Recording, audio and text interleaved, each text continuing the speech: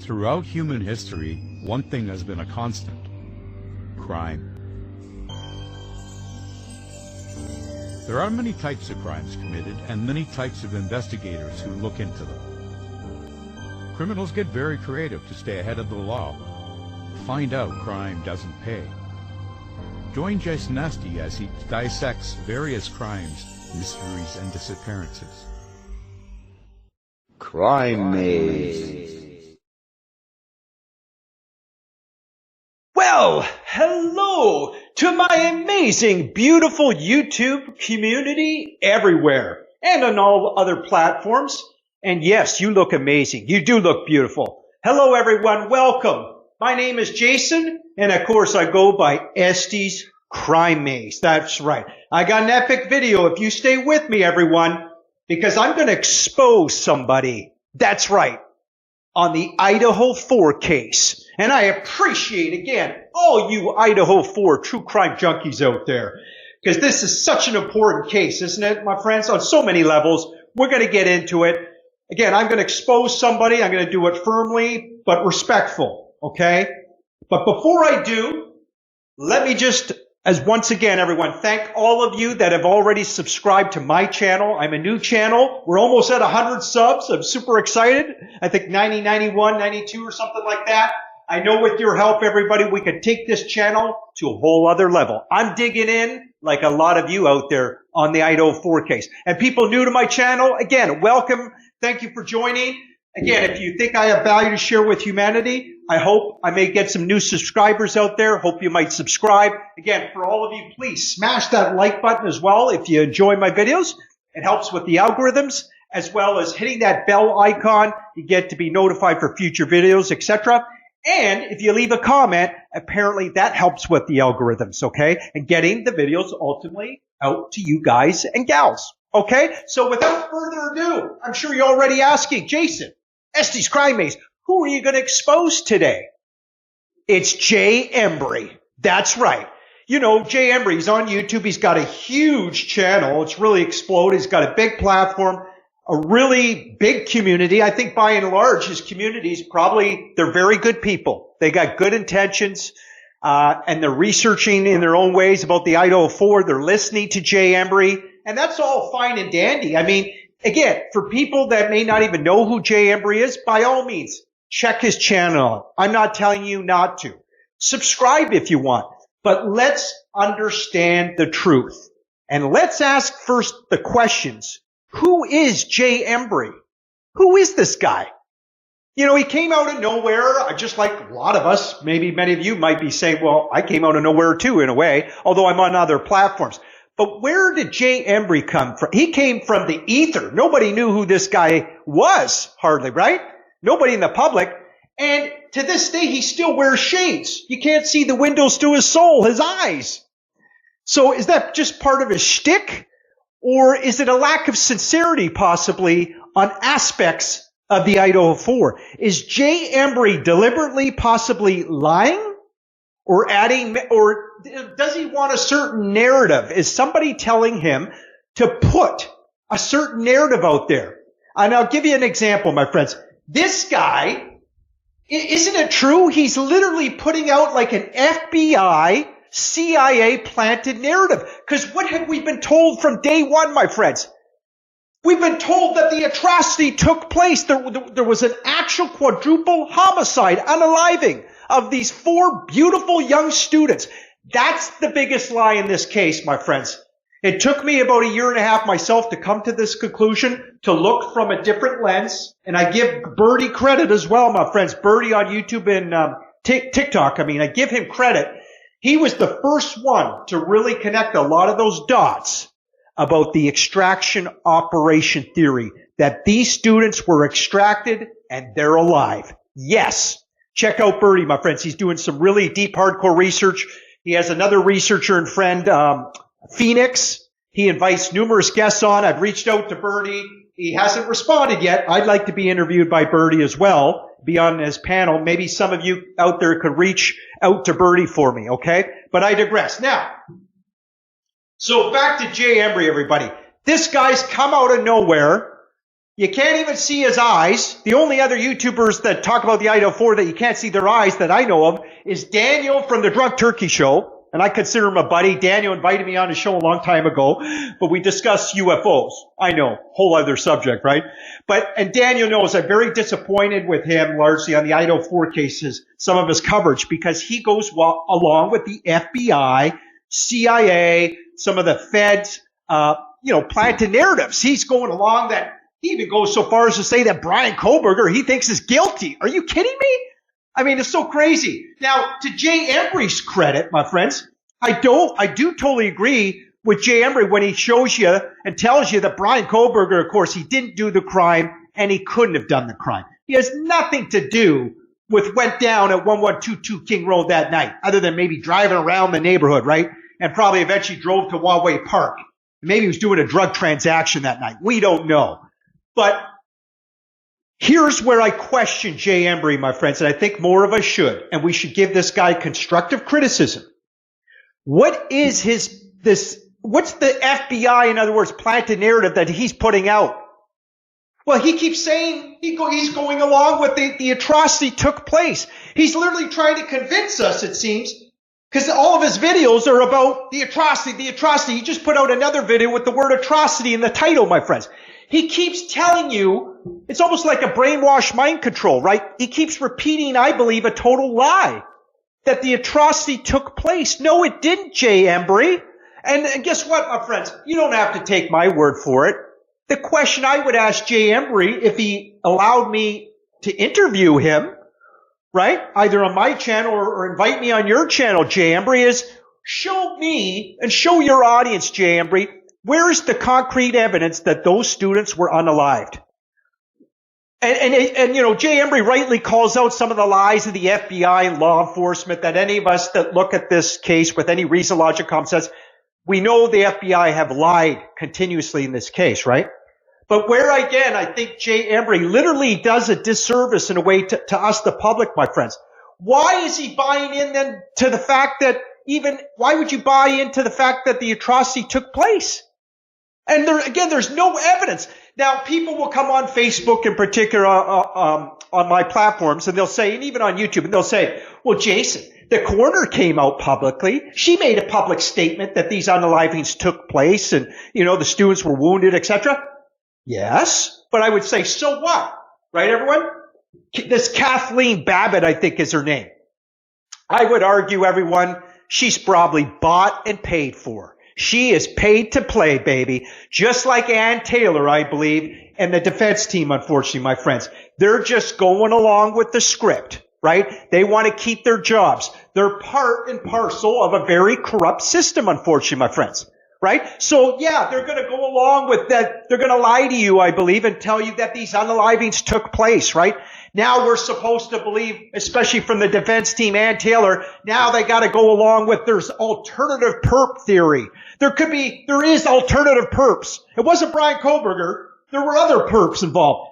And all of it, my friends, it's all noise, it's distraction, and it's lies. When you really get down to the circumstantial evidence, my friends, and I think it's overwhelming. The real truth of the matter is, in my opinion, the Idaho4 case, there was an extraction operation done by the feds. They rescued those students. They knew they were in danger. And you'll never hear this from Jay Embry, my friends, to this day. And to me, it's almost abhorrent. Those feds rescued them, and the students have been relocated. And you know what, my friends? These federal programs actually exist.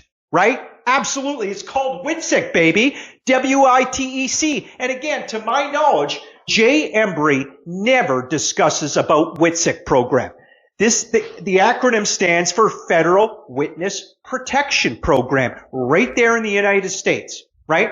And as part of their infrastructure, we know they have WITSEC programs in Montana, all across the United States, and in Puerto Rico, places like that, right? And even I found out in Labrador, my powerful country, Canada as well, they have WITSEC programs.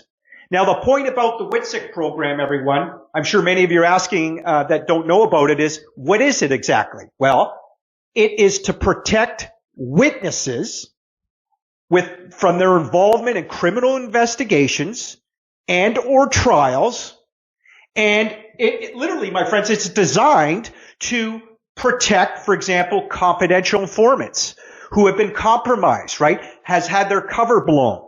They also work with the feds. I mean, they work with federal government officials to protect them. And ultimately they will do extraction operations, my friends.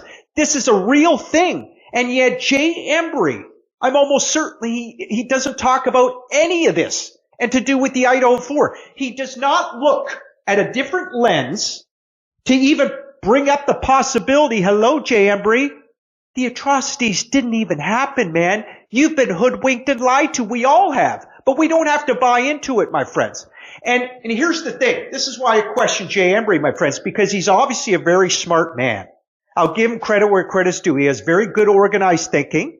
He knows how to research, apparently. He digs in on, members of the Aryan family, the Aryan Knights. He talks rightly about confidential informants, right? He surmises and strongly suspects, as many of us do, that Xana's stepmother, I think it's Karen Northington or something, right? Xana's stepmom and husband, they most likely are confidential informants. They probably work with the feds because they got deal after deal seemingly with their narcotics trafficking and their narcotics charges, right? If you look at the court docs that Embry goes through and others, they most certainly are probably confidential informants, almost certainly, right? But then Jay Embry takes it a step further, and he could be correct. He thinks they snitched on the Aryan family, the Aryan Knights, right? And we know if you snitch on the Aryan family, the Aryan Knights, yes, just like cartel members, part of their motto is they will try to get epic retribution, either on you, the snitches, they'll try to brutalize and unalive them. I use the word unalive, by the way, as you noticed. That's for YouTube algorithms. Many YouTubers sort of do the same thing.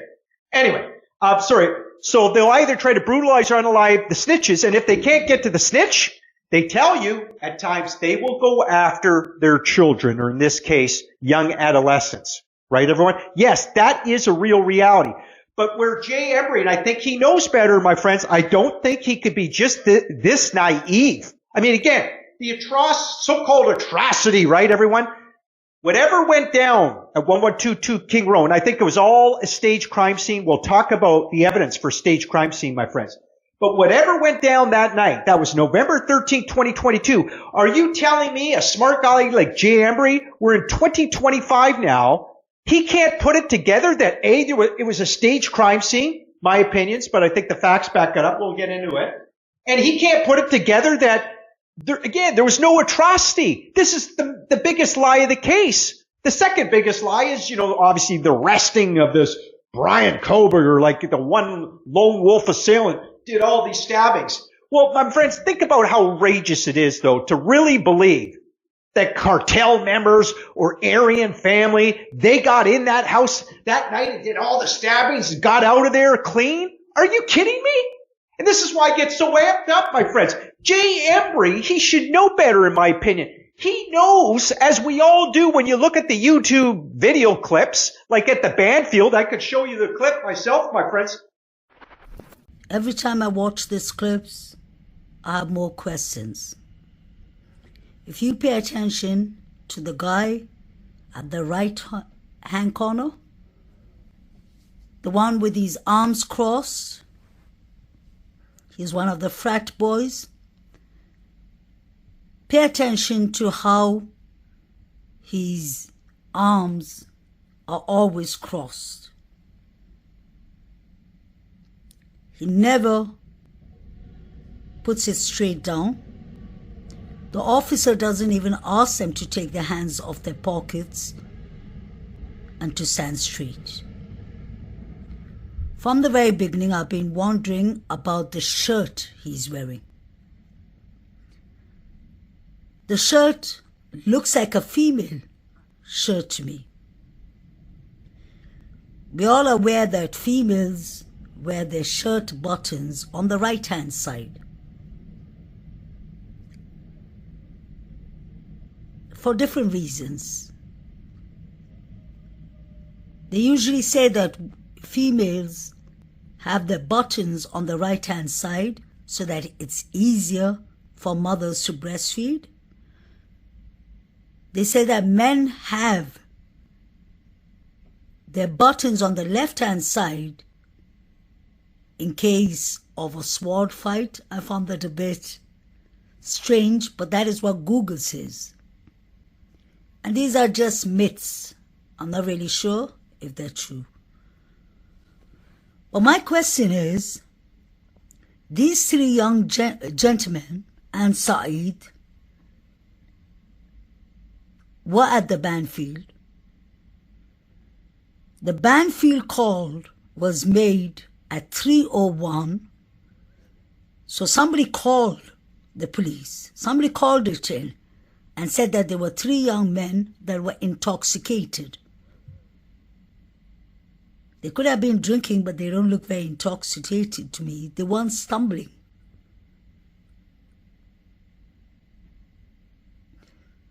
So I wonder if the Banfield was about distracting the police and nothing else, so that the four figures could buy their time and run back to the frat. The four figures ran at 3:14 in the morning. So if this guy is wearing a female shirt, and you can see it's much smaller than him, it's more made for a small size person. My question is, could he have borrowed the shirt from Maddie, Bethany Funk, Zana, someone petite, someone really small? And it's just a question. Don't come for me. If you pay attention to his hand, when I zoom in, his hand doesn't look right. Pay attention to this. All I've done is zoomed in. Do you see how red his hand is? Could he have got a bite mark, a knife mark, an injury on his hand? And could that be the reason he keeps on covering his hand? I can't clearly see if his buttons on the right hand or left hand side, but it's just weird that a tall man like him is wearing such a small shirt. He keeps on looking towards the bushes. And if you remember, that is where Maddie, his black coat, was found, which I've always pointed out. If you look at the timelines with these three young men and the Banfield police stop, it lines up more with Zan and Etienne. I've noticed all these three guys look really anxious. I'm sure it's anxious enough to be stopped by the police. Let's be fair. But I believe this is more than anxiousness that they've been stopped by the police. I believe this is just my personal humble opinion that these three know more than they're saying. Saeed walks in and says, "What's up?" to the officer. When have you ever heard the public what's upping the police? Pay attention to his hands. His shirt, even the way the buttons are opened. If he did not unbutton those three above buttons, then it would have been obvious that it is a female shirt. Someone smaller than him is shirt. That's what I believe. Now the middle guy, his shirt it looks too big for him. In my opinion, it's an oversized shirt. I don't know what goggles he has on. If it's the night goggles, the electrician's goggles. He has some kind of goggles on. And I've always pointed out he has one glove on. Some people say it's a reflection, but it isn't. Because when you don't see him having the one glove on, you will notice that that hand is always in his pocket. So this man in the middle, in my opinion, has one glove on. One glove was found at the crime scene by Chris McDonough from the interview room. And Chris McDonough was the one who caught the part in the body cam where you hear a female yelling, "Stop it, stop." That was 2:52 a.m. These three young men came from the direction of King Road, Taylor Avenue, because they were stopped at Banfield. Of the Banfield, remember, you had cops stopping young students, asking them questions, right? They were doing their job, these police. There were so many undercover cops, obviously, in the neighborhoods as well, because there were drug investigations and God knows what going on, in the neighborhoods, in Idaho4, Moscow, Idaho, right, everyone? So there were police, there were U.S. Marshals, undercover drug cops, the agencies out. Even Steve G in one of his interviews, and I don't trust Steve G, my friends. We might talk more about him in the future for sure, but this guy, I believe, just like Bertie says, talks like a Fed and he acts like a Fed, my friends. You can't trust Steve G. In my opinion, he absolutely knows his daughter's alive and he knows the other student's alive. And let me just quickly say, my friends, I think Steve G is absolutely being used by the FBI, probably signed a non-disclosure to put out a certain amount of information. He's got to keep that emotionally charged sort of CIA, FBI planted narrative out there by local law enforcement to keep people thinking that this atrocity happened. Him and Christy Goncalves. That's what they're used for, my friends. Right? Steve G never breaks down, never cries, just, tries to put out this righteous anger that he has, and then he blames that he thinks that they got the right guy in Brian Kohlberger. A lot of nonsense, in my opinion, my friends. Steve G, he's a notorious liar, in my opinion. And he's received over $80,000 apparently by the public, by the way, my friends. And he's, I believe, lying to you because his daughter is alive, not unalived, okay? But I wanted to say, I brought up Steve G, my friend, sorry, and forgive the rant on Steve G, but he literally, sometimes he says too much. I mean, even if you're working with the FBI, even if Steve G, and I believe he probably is a Fed, look at his major IT background. That's perfect for working with the feds. Again, Jay Embry has never told you any of this, I don't believe, my friends. But Steve G, he even admitted, he said probably too much. He probably wasn't supposed to say this. He admitted that they had surveillance around the house. Yes, in one of his interviews.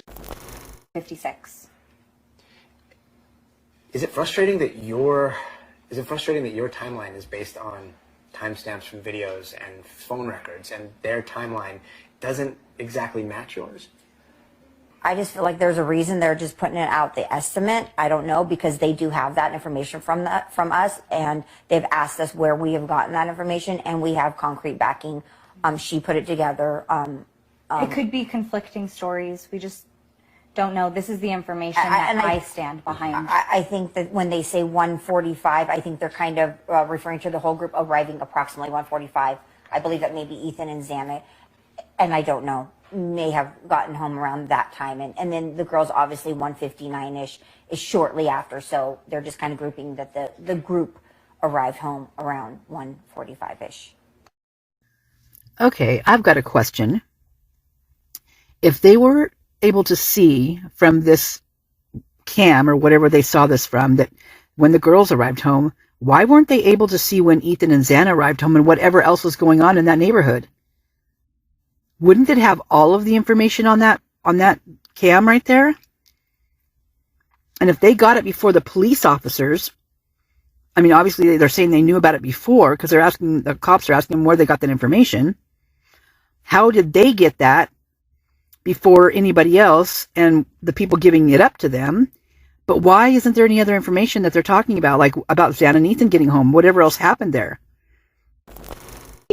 He literally said, so how can, the point is, my friends, how could Jay Embry be correct? And why would he put this out continuously, that the atrocity happened, that, some sort of Aryan Knights actually went in the house and was able to do these unalivings? It didn't happen. It couldn't, my friends. Reason, logic, common sense, isn't it? Because the feds were all over the neighborhoods. They were surveilling the house, meaning they were surveilling the students. They were protecting the students. They knew what was going to go down, my friends. They knew who was targeting, who wanted to potentially unalive those students, whether it be the Aryan family, Aryan Knights, or cartel members. So whether it be gangbangers or cartel members, the feds would absolutely have known, the risk that those students were at. And they would have known, therefore, obviously, who was the confidential informant. Because we all know, most of us know, right? There was at least one confidential informant, most likely, inside 1122 King Road. Whether it be Bethany Funk, right? The surviving roommate. You had two of them. Bethany Funk. Dylan Mortison was the other surviving roommate. I know many of you new to the case are wondering, what? You had two surviving roommates, Jason? And then four that supposedly, we're supposed to believe were stabbed to death, unalive? Yes. Two surviving roommates, right? So, or I surmise that maybe Kaylee Goncalves was one of the confidential informants because she's very smart. And just look at her father, my friends. If I'm correct that the father's a Fed, you can't trust, I don't believe, Steve G. Again, major IT background, knows how to shuffle money around, right? Working with the feds now, I believe for sure, to put this narrative out. Well, then maybe Kaylee Goncalves learned from her father. Maybe she was also working with the feds in a criminal investigation of sorts, everyone, right? So that's pure speculation, but it would make sense. Or I mentioned Bethany Funk again, everyone, because guess what? Jay Embry, I don't think has told you this, my friends. Bethany Funk, you can't find anything of her history before 2015. Did you know that, everyone? Look it up. Apparently, it's been scrubbed, my friends. And that's what the FBI, feds will do at times, right? With confidential informants. Often you won't see part of their history. So there's a lot of questions about Bethany Funk, right, everyone? Yes. But regardless, my friends, what I think is unquestionable when you really look at the deep rabbit hole, everybody, again, using reason, logic, common sense, knowing about the WITSEC program. This is so important, my friends. A guy like Jay Embry, who has built up all these followers largely to keep telling you that the atrocity took place, right? Which again is an FBI CIA narrative, I would argue, my friends. It's the total cover-up. It's part of the Idaho4 psyop, my friends. They had to make you think the atrocity took place. Are you kidding me? In my opinion, my friends, again, I'll show you more circumstantial evidence. It didn't take place. It was all staged, my friends. And I'll tell you why it was staged in a moment, okay? Stay with me here, everyone, because Jay Embry does not discuss this. He will not tell you. Who is Jay Embry, again, everyone? Why can't we see his eyes? Again, the only other YouTubers that do this is Daniel from the Drunk Turkey Show. Ex-cop, by the way, Daniel. And again, I think he's just going along with corporate media, etc., unfortunately, on this case largely. And you got, there's another channel. He actually gives a lot of credit to Jay Embry, and I don't know if they work together or what, but this guy, he also does the same thing. I don't know if it's part of his shtick as well, or is he getting paid to do this? It's, what's his channel name? I'm just looking here, everyone. And he puts out some good content, but he goes along with Jay Embry, right? He's convinced that the Aryan family, the Aryan Knights did this actual so-called atrocity, right? I can't find his channel, everyone, right now. One sec. Oh, here it is. This guy always has his glasses on for some reason. B3NZLY. Again, my friends, so many of these YouTubers, it's not just these three, everyone. Really, 98% of YouTubers out there, they actually still buy into this emotional psyop conducted by largely the FBI, CIA through corporate media, and, part of the university establishment, my friends. They were all in it together to push out this emotionally charged narrative to try to con us, the public, that an atrocity actually took place, that there was a quadruple unaliving on November 13, 2022. I'm telling you, my friends, please don't believe this nonsense anymore. It's all staged. It's all a lie. Okay, everyone? And we're going to get into it. And this is where I believe Jay Embry leads you astray, my friends, and the public. And he should know better. And the reason partly why I say he should know better, my friends, not only is he normally an intelligent man, and overall I think he is, but he even admitted he knows who Birdie is. You know, Birdie on TikTok and YouTube, another fellow YouTuber covering the Idaho4 case, right, everyone? Yeah. So he knows about Birdie's research. He will absolutely, Embry will know that Birdie shows you some of his presentations, and they were pretty amazing about the extraction operation, my friends. Now, I'll even give, though, quickly constructive criticism to Birdie and Phoenix, because, and this is why, again, my friends, I believe if we want to know the truth about the Idaho4 and we're really honest, we got to hammer home about this extraction operation theory and the circumstantial evidence that points towards it. And I think it's overwhelming. And that it was a staged crime scene, my friends. And I've asked Birdie, don't back off from it, dude. I know it's great to get more subscribers. I even want to get more subs and bring more truth and transparency and awareness to the public. And it's always nice to have new subs, right? And it strokes your ego and getting guests on your show. That's all fine and dandy. But now Birdie and Phoenix, my friends, seemingly they somewhat changed their tune. They totally backed off from it.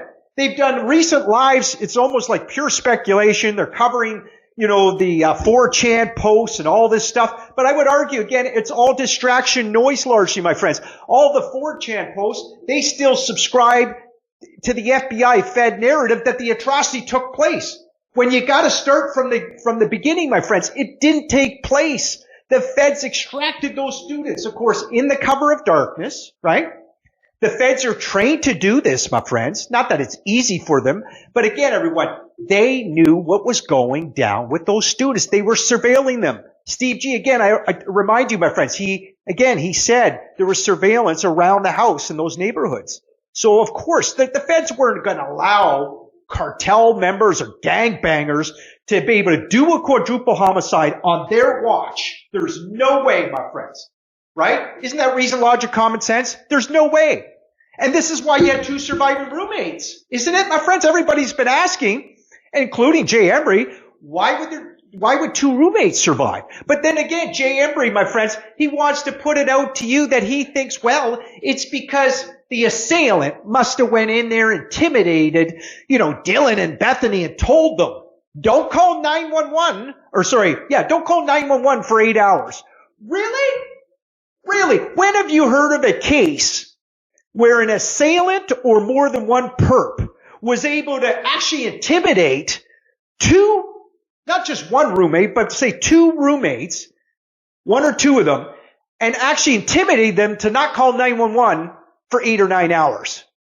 Does that really happen? Does that make sense? I don't think so, my friends. I guess it's possible, but I think what's more likely, again, is that the feds told Dylan Mortison and Bethany Funk in no uncertain terms. I think the feds certainly briefed those 2, either the night of or they debriefed them, days prior. This extraction operation may very well have been pre-planned. I think in part it was pre-planned. They weren't sure exactly what night, they may extract those students, but they knew by November 13th, my friends, they had to do it, by the way, okay?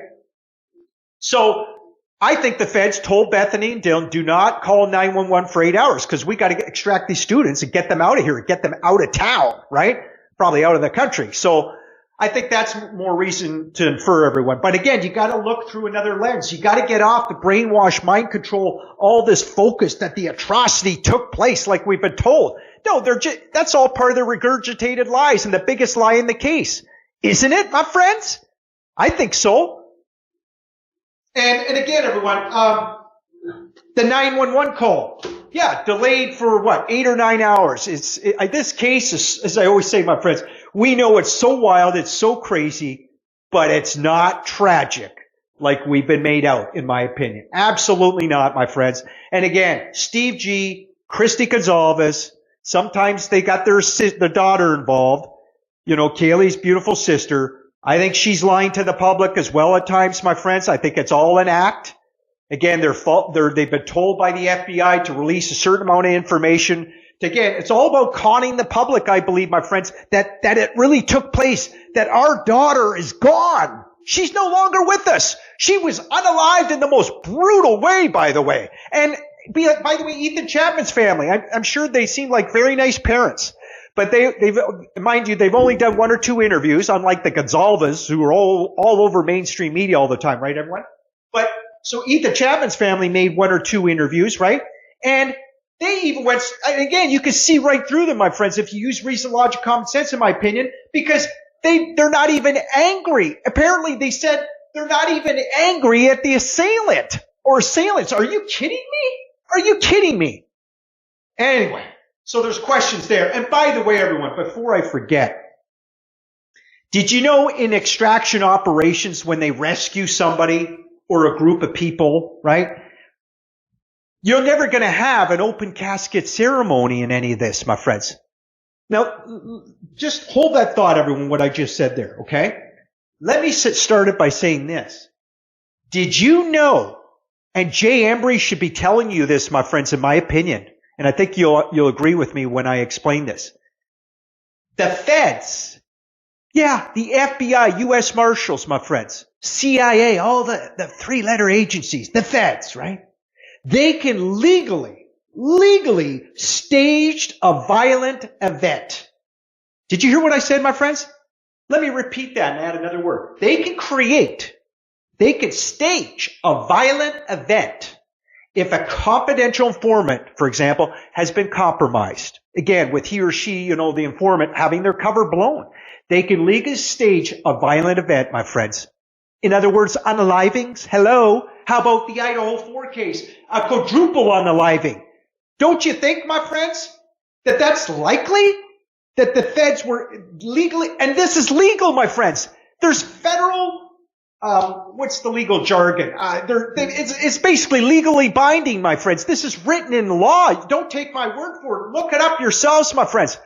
Right? This is a real reality that happens. This throughout history. And yet Jay Embry, he doesn't look at that? At the Idaho4 case? Just look at the crime scene. It was totally staged, my friends. Oh, can I be any more exasperated? And so let's get into the staged crime scene, my friends.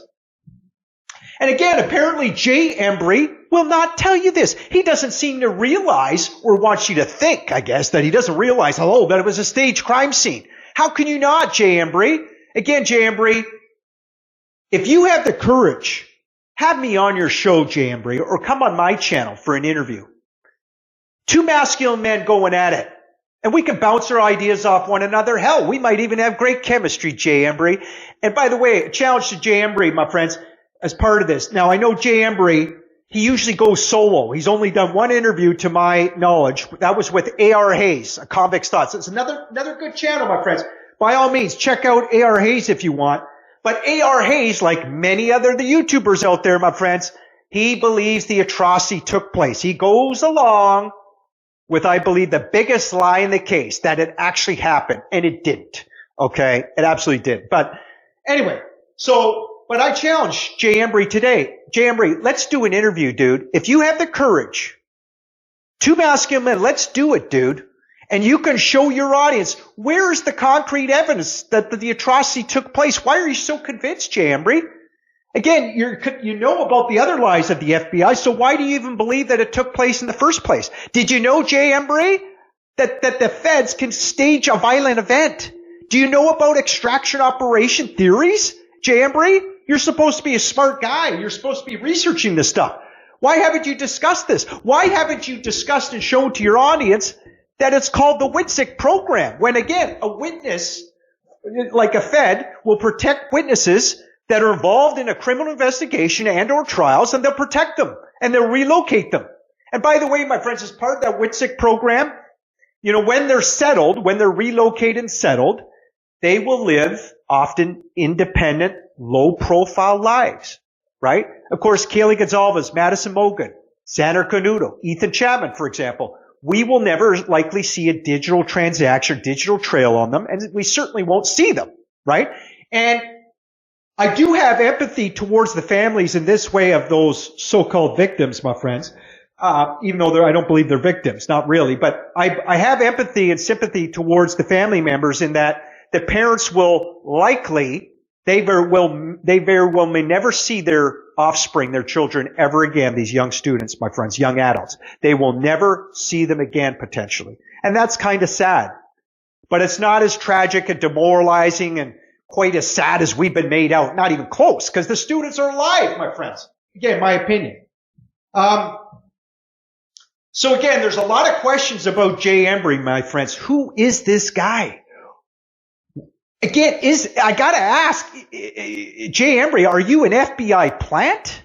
Are you is it just a matter of maybe getting paid by somebody to push this narrative that sort of like an FBI, again, it's part of this FBI CIA narrative, law enforcement there in Moscow, Idaho, that the atrocity took place?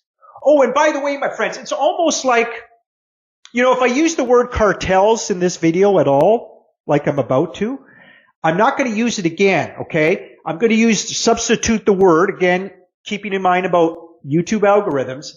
Let's use the word rugs, okay, to substitute for the word CARTEL, or S, plural, right?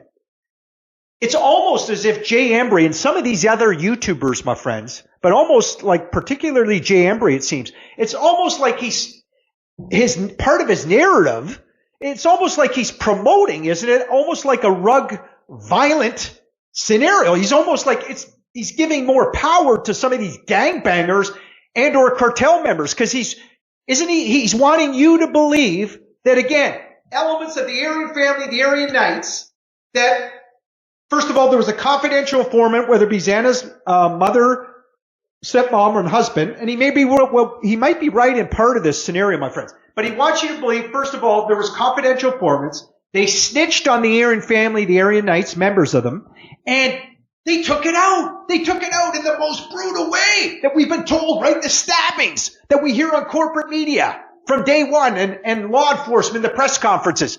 It's all bullshit, my friends, right? Again, I just showed you, my friends. Yes, some of these gangbangers are very evil and they have power, and some of the cartel members, especially the high-ups and organizations, absolutely, my friends. But don't forget, the feds also have their own power. They also are trained to try to prevent scenarios like this from happening, right? And again, why do you think the feds had surveillance in those neighborhoods, my friends, and around the house? And by the way, I could show you a picture that is apparently authentic. I don't know who took the photo, I forget, but it's all been all over YouTube, my friends. And it shows either a U.S. Marshal, some sort of local law enforcement there, uniformed cop, going in and taking cameras out of near 1122 King Road, one of the neighborhoods. Then the day before the atrocity, my friends. Yes! So it goes to show you again. I think the circumstantial evidence is overwhelming, my friends. This has been a massive cover-up from the get-go. There was no so-called atrocity. The feds were prepared. They knew that they had to extract them that night. Again, the cover of darkness. And by the way, I could play the clip, as many YouTubers have, if you want, everyone, that as part of the feds knowing that they had to extract them that night, many people have discussed this and showed the video evidence as well, that, Kaylee, that night, she did, people were shocked that she said to Maddie, "What did you tell Adam?" And Adam being the bartender, of course, right? And Adam apparently has got a lot of connections themselves, very interesting guy. And Maddie responded, "I told Adam everything."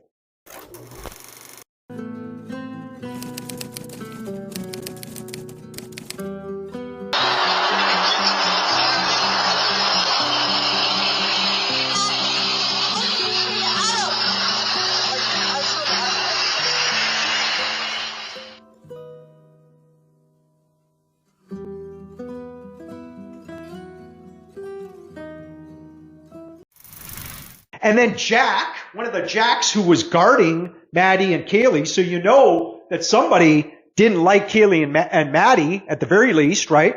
So, probably Kaylee's boyfriend had Jack escorting these girls to the grub truck. Maybe even this one Jack was working for the feds at that point. We don't know. But Jack said right away to Maddie, apparently, he said, "They're going to get you for that, Maddie." Also, in that same walk conversation that was recorded, Jack Showalter says something to Maddie that nobody can clearly verify what it was. I think he was warning. He said, you better be careful, Maddie. They're gonna get you."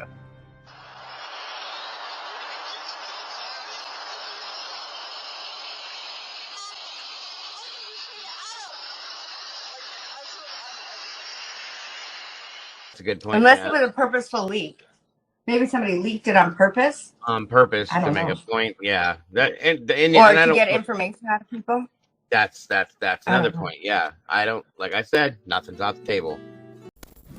They're going to get you. So again, it all points towards, again, my friends, yes, that night the feds absolutely knew the girls' lives were potentially in peril, and apparently Ethan Chapman as well. And they got all four the hell out of there, my friends. I think it's basically unquestionable at this point in my mind. And again, they would have debriefed Dylan, Morris, and Bethany Funk most likely. They would have told them, don't call 911. We got to get these people relocated. Okay? But again, you don't hear any of this from Jay Embry, my friends. It's the complete opposite. He's telling you exactly what the FBI have been wanting to hoodwink you, my friends, to make you think that this atrocity took place. And it didn't. Let's get into more of that evidence, my friends, at the actual staged crime scene. Are you ready for this?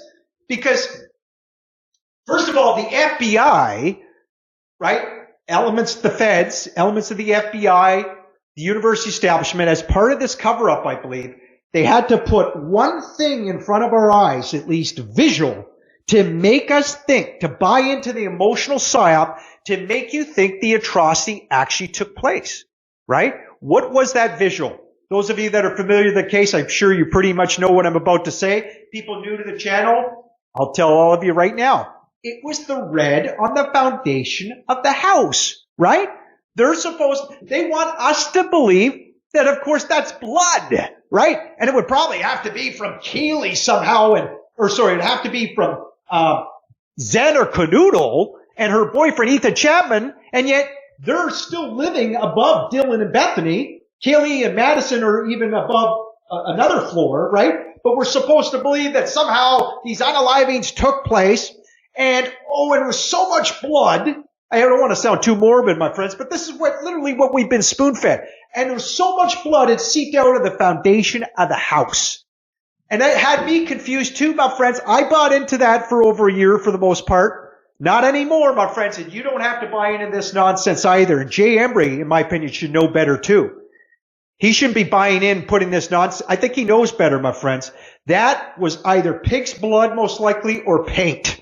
Right? And do you know how easy, we all know how easy it is for one cop or a forensic scientist, one of the U.S. Marshals to do that, right?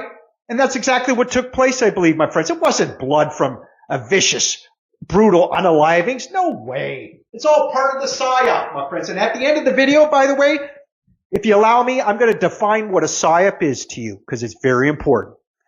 You know, a lot of people talk about a psyop. They'll mention it, but they don't define it.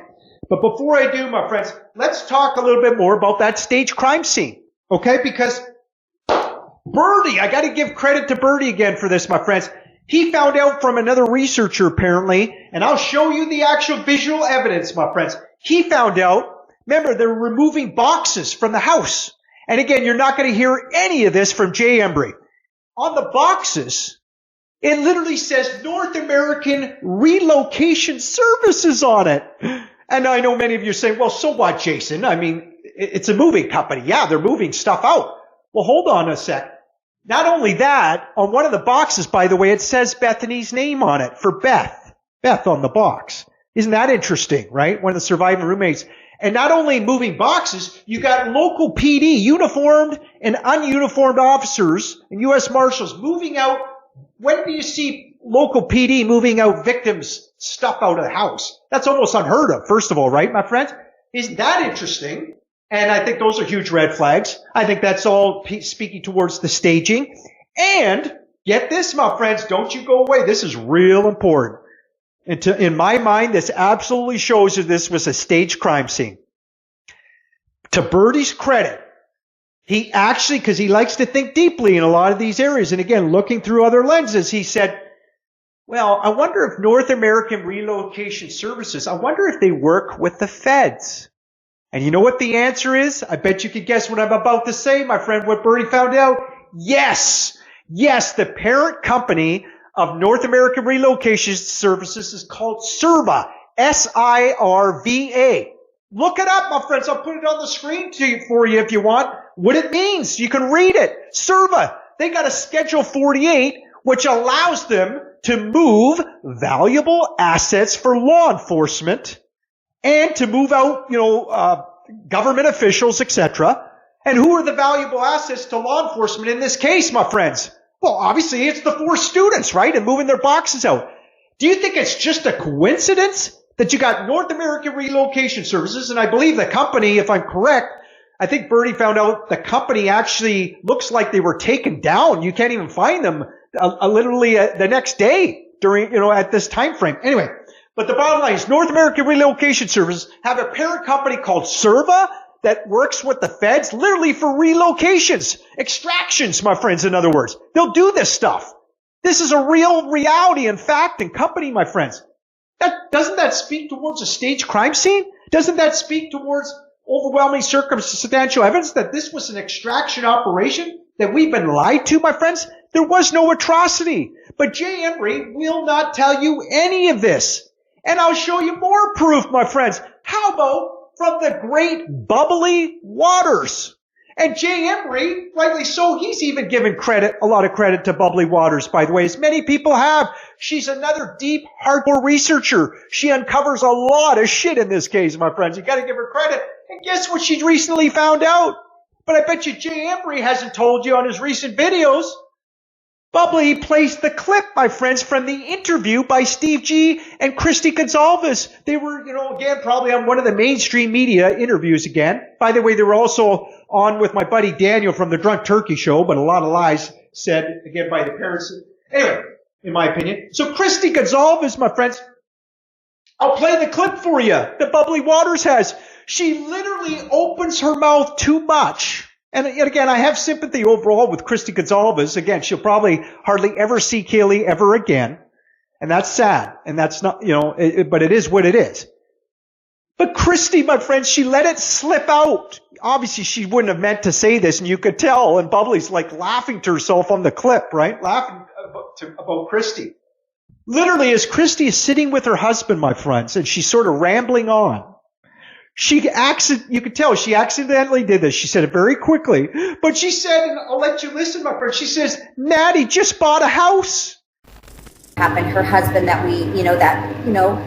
could have been somebody, right. Jack or somebody else, her children, her babies, her first home that she bought, and so that is, it's not Maddie too, Maddie's wedding, Maddie having a baby, we would have been there for that, Maddie's husband, Maddie just bought a house, These are generations that have stopped. What? Did you guys just hear that? Look at Christy's hand. She messed up, man. Holy guacamole. I mean, holy guacamole. Look at Steve. He's like, oh shit. What'd you just do, woman? Oh my God. Did you hear that, everyone? Yes! So, obviously the students are alive, my friends. And it even made Bubbly, and again, Bubbly is one of the many YouTubers, just a bit of constructive criticism, but I understand. Bubbly, for the longest time, she bought into the nonsense that Jay Embry's put out and continues to put out, and so many other YouTubers. Bubbly bought into the emotional psyop, and so did I for quite a while myself. But Bubbly bought into that the atrocity took place. But now Bubbly, my friends, she no longer buys into it, I don't think. Now she's awake. She's fully awake. She's being fully transparent. Bubbly, even when she heard Christy say that, naturally, Bubbly's thoughts, my friends, she naturally said, she asked the question, she put it as a question, are they in witness protection? Yes, Bubbly. I think it's undoubted. I think the evidence is overwhelming that circumstantially those students are in witness protection. And I would tell Bubbly, honey, it's called WITSEC. Yeah. Federal Witness Protection Program. They were extracted that night, most likely, Bubbly Waters. You're absolutely correct. And Christy let it out, my friends. Madison. So apparently, in these witness protection programs at times, you can even buy a house. And again, the feds will do what they can to protect the 4. I'm sure they will. This is why, again, they will live generally low profile and eventually independent lives once they're settled, my friends. And by the way, you can Google private drivers for WITSEC, for confidential informants, right? It's quite interesting. Did you know that literally, depending how valuable the asset is, and particularly for, say, for government officials that are in danger, they will have literally U.S. Marshals at times armed, right, as drivers, right, as part of the protection until they're settled and really protected. So, and again, these are federal drivers, my friends. This is not civilian drivers. You can look it up. So I bring that up just to say it's speculation, I admit, but we've been wondering who picked up Kaylee Goncalves and Madison Mogen from the grub truck. Who was really the driver? Was it really Eric, what's his name? I forget. Jay Embry's mentioned his name too, and many others. Maybe whoever the name of the driver was, maybe they were working for the feds. Right, everyone? I think it's just very likely, I don't know for sure, but it's likely the feds picked up Kaylee Goncalves and Madison Mogen, my friends. I don't even think Kaylee and Madison necessarily even made it back to the house. They might have, but regardless, my friends, I'm convinced the feds, one way or another, they extracted all 4 students. They got them out of danger, out of town, baby. And now, let's go back to Jay Embry for a moment, my friends, because he was the first one, I'll give him credit here. He was the first one to get the sound, the audio of an unmistakable sound of a firearm, a gun, right? The night of, just before literally someone walks in the house that night. Jay Embry, wants to make you think it was the assailant. No, it wasn't. But you hear somebody cocking a gun. Well, I would tell Jay Embry, guess what, Jay Embry? That wasn't an assailant doing the stabbings, going in with a gun and maybe another perp or him with knives. No. That was a Fed. That was most likely a U.S. Marshal. And part of why I say that too, everyone, is this is standard operating procedure, right, for feds to make sure they have a firearm cocked, ready to go for an extraction operation, my friends, to try to get these students out and protected. That's just standard operating procedure for a Fed. And remember, everyone, Jay Embry's right. It was a huge operation out front of that house the night of, the hours and minutes leading up. There was a huge operation, right? You had someone sitting in a car for 3 or 4 hours. You had someone smoking a cigarette, pacing back and forth, right? You had somebody, we call him dumpster guy. I could show you all the clips, right? You had dumpster guy at the dumpster. Maybe we're led to believe that maybe he had a weapon that he's leaving at the dumpster, right? And then he's walking up near 1122 King Road, the neighborhood and all this. He had all this going on. And you had someone, you could just make it out, walking into the house. And just before that, the cocking of a firearm. That was all real. But my friends, it doesn't mean they were actually assailants. You know what it really means, I think? What it was really happening? I think it was all the feds largely, my friends, U.S. Marshals. And they're conducting their PSYOP. It's all part of conducting ultimately a staged crime scene. The only thing I would have question about that is, as part of not being a Fed necessarily, is remember Bubbly Waters, the great Bubbly Waters. She was the first one to decipher the audio correctly when many of us heard that audio. And I can play it for you right now if you want, everyone, where one of Xana's neighbors says, and Jay Embry's played it too many times. She says, "I see you, Farley. I see you," right? And Farley's a known gangbanger. And Jay Embry goes on and on about describing who Farley is, right, in his history, etc., and other YouTubers have, and that's all fine and dandy. But I would argue, my friends, yes, Farley, they may, the Aryan family, Aryan Knights, they may have had a gangbanger as a lookout. They're trying to see, can we get to the students? They're so fucking evil, apparently. They want to unalive them, if you believe this, because they were snitched on again by maybe Xana's stepmother and father, right? So, they may have had a gangbanger as a lookout, or is that part of the PSYOP from the feds, my friends? Did they want us to think that there was a gangbanger out front, right? When there may not have been.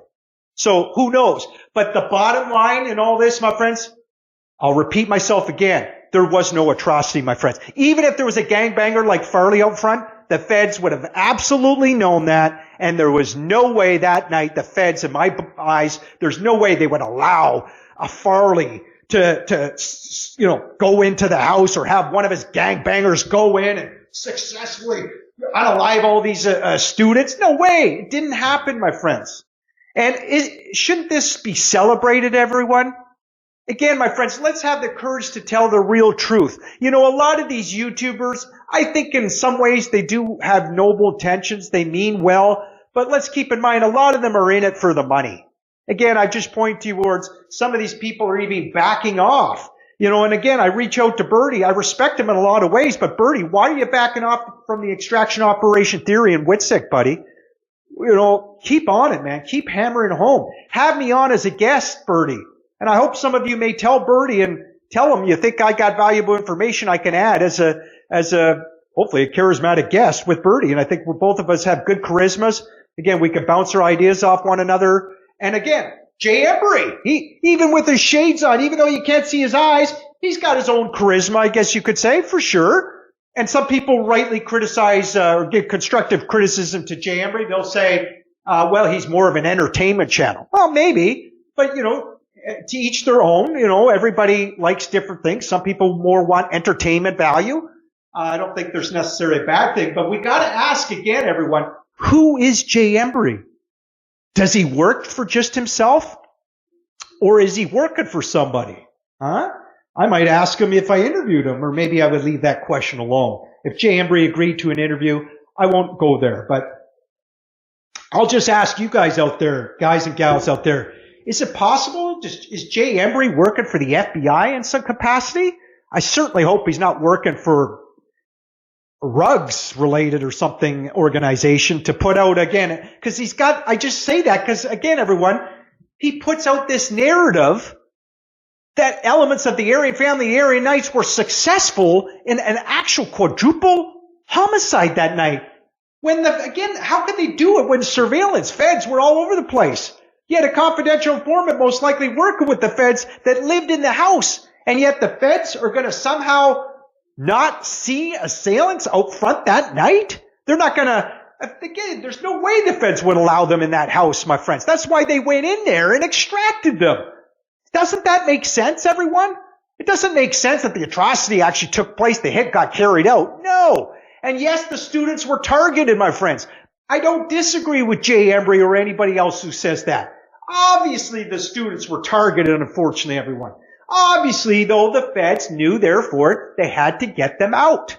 And they did, my friends. And the rest is all lies, man, and distraction noise. And again, you guys and gals, you could agree to disagree in the comments here, okay? So that's what I wanted to say largely on Jay Embry, my friends. And again, there's so many YouTubers that seemingly still buy into this atrocity happening. But guess what? Now, people like Bubbly Waters, I hope Bubbly will continue to at least put it as a question as she did the first time. Is it possible those students are actually witness protection? Because Christy just said that Madison bought a house. Yeah, they're in witness protection, Bubbly. I think you're right on, honey, and I think you should stick to that narrative largely. The real truth of the Idaho4 case. Those 4 students are alive. And let's not go along with this nonsense, this hideous lie that they were all stabbed to death. It never happened, my friends.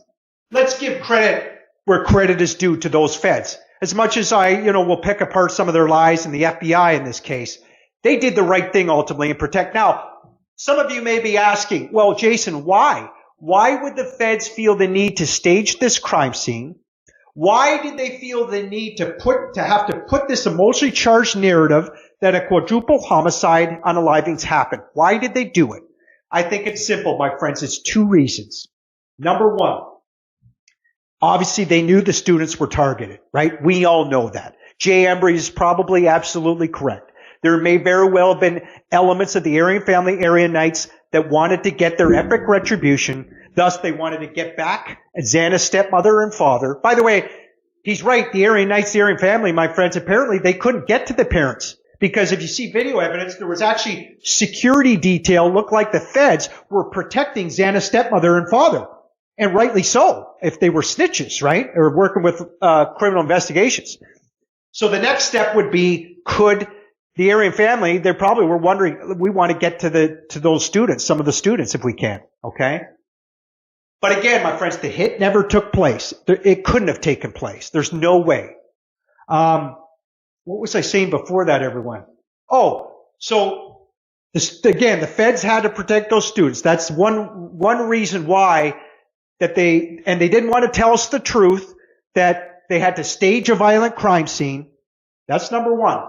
And they also felt the need, as part of this staging the crime scene, my friends, they knew that they had to they wanted to shield their major covert drug investigations that were happening. Because we know, my friends, again, it's part of real reality, the feds had at least 2 or 3 parallel federal drug investigations going on, right? Before Idaho4 and during and after. We saw the major drug bust. Before Idaho4, we saw another major drug bust in Washington State, right? Where they arrested 23 or 28 high drug members and gangbangers, and they got drug product confiscated, the feds confiscated, right? And arms, all that. So, my friends, most likely they wanted to shield those drug investigations. They knew a confidential informant was compromised. Again, whether it be Bethany Funk, Dylan Mortison, the 2 surviving roommates, and or Kelly Goncalves, or Madison Mogan, or Ethan Chapman, right? So they put out, it's all staging, my friends. They put out this emotionally charged false narrative. They staged a quadruple unaliving homicide, but we don't have to believe it, my friends, nor should we. If you want to know about the truth of the Idaho4 case, my friends, I think I'm absolutely correct, and I think Birdie was from the get-go on that presentation, that this was an extraction operation by the feds. Okay? And again, it blows my mind. We're in 2025 though, my friends, and guys like Jay Embry, they still refuse, as far as I know, to talk about Whitsick, and he certainly refuses to show you, hello, there's all kinds of evidence to show you that it was staged crime scene. I could talk for another 10 or 15 minutes at least to show you the evidence that this was most likely a staged crime scene, my friends. But I just showed you the most important evidence, I believe. Just look at those boxes, baby. North American Relocation Services. And as I said earlier, my friends, look at the parent company called Serva. They got a Schedule 48. They work with the feds. They work with valuable assets at times that work with law enforcement. They extract people. They extract human beings, right, to protect them and protect government officials. This is a real reality, a real program, a real company, my friends. And that they were literally removing boxes out from victims. And again, and finally, my friends, just this real quick part of the staged crime scene, they didn't even treat it half the time like a biohazard. Right? You had U.S. Marshals at times not even wearing gloves. I could show you pictures. And remember, they're even though part of the crime scene was cleaned up at this point, but when they're moving boxes in and out, you know, they're putting germs back in, like dirt, germs. So the point is, everybody, this is supposed to be a biohazard. We're supposed to believe if there was a quadruple homicide with all these stabbings and blood seeping from the foundation, the house, we're supposed to believe, right? Then it absolutely would be a biohazard. Because again, without sounding too morbid here, my friends, but not only blood, you'd have the victim's excrement everywhere. Obviously the smell would be bad, but they didn't treat this like a biohazard by and large, my friends. And any frontline nurse who saw the videos and the pictures, half the time, the forensic teams, they didn't even have proper PPE. Right, everyone? I think that's the right initials for the gear. My sister's a frontline nurse. She'd tell me if she was here. But so again, everyone, they didn't treat this like a bio. And you know what? I have to laugh. Even Birdie sort of laughed. He thought it was really cool of Phoenix to say this. Phoenix has said in so many words, I'll never forget this. She said, in so many words, she said, you take away the badges and the crime scene tape. And she described it was almost like as if, let's say for me, I paid somebody, or I said to my friends, you know what? I'll give you pizza and beer if you can clean out my boxes at the end of the semester, right? Clean my shit out. That's what it was like, everyone. Phoenix is absolutely right. So there you go, my friends. Don't find it was a staged crime scene, okay? It really was. And by the way, I don't think Jay Embry will tell you this too. My prediction, I could be wrong, but I predict for this upcoming trial, and the hearings have been fascinating on some levels, and the trial should take place in August, I predict, I don't think that coroner will even testify. Kathleen Babbitt, I think is her name. And she's a former nurse. I respect that about her, part of her profession in the past. She's also a defense attorney, so she's a very ambitious woman, an older woman, but I don't even think she'll testify. Again, my friends, I think she's bought and paid for. I think it'll be too hard for the feds to cover up to have her testify. But with AI and all this, who knows? She might even they may come up with AI autopsy photos, but I doubt it. I think, obviously in the Jeffrey Dahmer case, we know the coroner testified, right? I don't even think she'll testify in this trial, but we'll see. Should be fascinating, right, everyone? And one more thing, my friends, Jay Embry seems to not get this, or maybe he does, and again, he's deliberately confiscating, or won't tell you this part, but Ann Taylor and the defense team, my friends, in my opinion, again, I think Ann Taylor's a great defense attorney, don't get me wrong. I would love to have her represent me if, God forbid, I was suspected of committing a homicide, right? But I think Ann Taylor is part of a very corrupt system, my friends. She's paid to play. She wants to keep her job. She's just going along with the script, I believe, largely. Same with her other partner. Because again, my friends, if my theory is correct, and I think it absolutely is, just like Bubbly's suspecting now that these students are alive and protected under witness protection. It's called WITSEC, baby. But no, I think that they're going along with it, and they absolutely would know that those students are alive. They would absolutely know, as part of their job or profession, my friends, and being on the inside, they would know that these students were rescued, right? Yeah, and they'll know that Brian Kohlberger has nothing to do with the crime, but Ann Taylor will never tell you the truth, my friends, that this has all been a complete psyop. It was a staged crime scene from the get-go, okay? But she'll never tell you that, unfortunately, I don't think, my friends. She's just going along with it. Now she's even lying to you, I believe, to bring up alternative perps. There was no alternative perps. How can you have alternative perps when the feds extracted those students and everything else was staged? Again, all my opinions, but the facts back it up. Anyway, I think I've said enough, my friends. I can't thank you enough for listening, everyone. I know it's, again, another longer video, but I hope, my friends, if you think I have value to share with humanity, as I said at the very beginning of this, I hope you might share my video. I hope you'll subscribe, people new to the channel. I hope everyone will smash that like button. Hit that bell icon. Leave me a comment if you want. Okay, please, everyone. And one more challenge to Jay Embry just before I go. I was going to put on, I had a boxing tank top. Damn, that's the only, oh, here it is, everyone. 1 second. This is my last thing I want to say, everyone. And it's a challenge to Jay Embry on YouTube. Hold on.